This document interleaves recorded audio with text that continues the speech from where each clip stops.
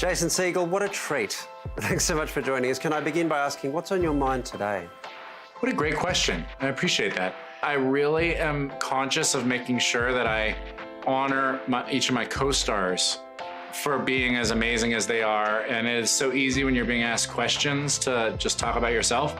But I have like such an amazing cast around me. I'm just trying to make sure that they are respected and honored by my answers, especially if they end up seeing it.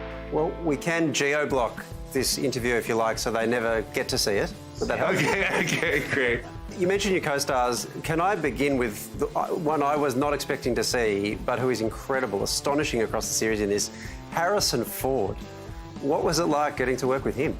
I mean, it's really just remarkable. And I think the thing that we learned too is your initial instinct is, okay, we'll have Harrison Ford be kind of the gruff older mentor and we'll do comedy around him. And then we found out as we went on, that's not what Harrison Ford showed up here for. Harrison Ford is funny. Yeah. He is a comic juggernaut, and that's incredibly surprising. You're just gonna burn down your career and take me with you. Coin flip? Get out of here. Wait, this is my office. It took you longer than it should have. All of the characters are so expertly drawn, which is a testament, of course, to you because you co-wrote it, but also to the makers of Ted Lasso that you made this with. And it does feel like a real marriage of the two styles, I suppose. It's an interesting thing because stylistically, I came from Judd Apatow's school and there was a lot of improv there. And Bill is a very writer-driven comic presence. And so I think that the two of us together, you get a little bit of the best of both worlds. And then I think part of what I bring to the party is, okay, we've got this really perfect scene.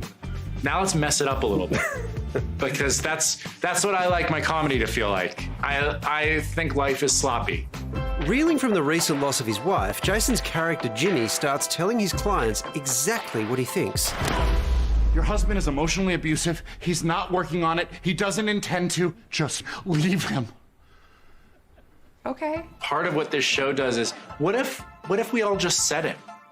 What if the therapist who knows exactly what you should do just says it?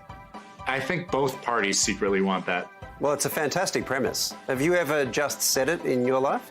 I think that one of the things I've learned is that people really need pride of ownership over their choices, myself included.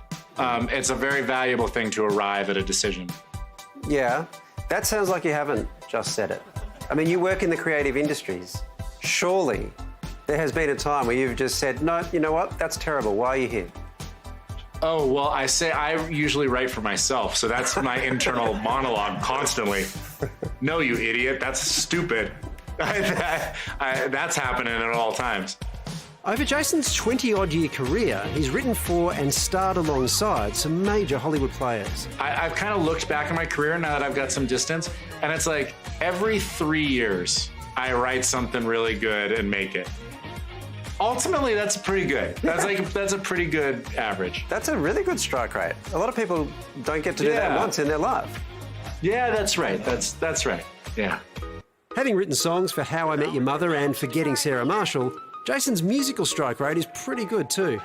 Could you be persuaded to do a real musical in real life?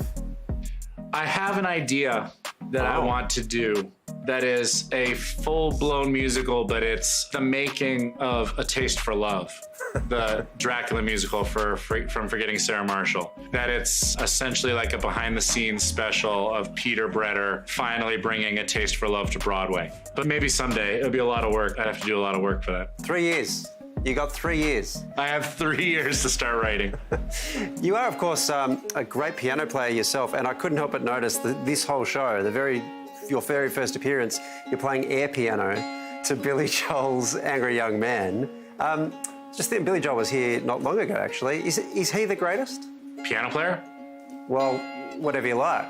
Pop star, songwriter, pianist, whatever. Billy Joel's up there, man. He's really good, but I've been on a real David Bowie kick lately. Yeah. I'm a Tom Waits, Leonard Cohen kind of guy. I'll tell you what I'm fascinated by, because I think it's partially because I write and because I make music. I once saw a photograph of young Tom Waits, and he was in a studio apartment with a piano, a guitar, a bed, a little kitchen, and there was an overflowing ashtray of cigarettes and an open can of beans with a spoon in it. And I thought to myself, right, that's the only place those songs get written, right? And so I think I'm fascinated by the idea of any artist who is doing their art alone with the courage of their own convictions. That is like so interesting to me. Well, go get that can of beans, my friend, because we've got an appointment in another 3 years when we do an interview about that musical. Bro, I got so many beans, bro. As long as no one is in the room for the aftermath of that, I think we're good.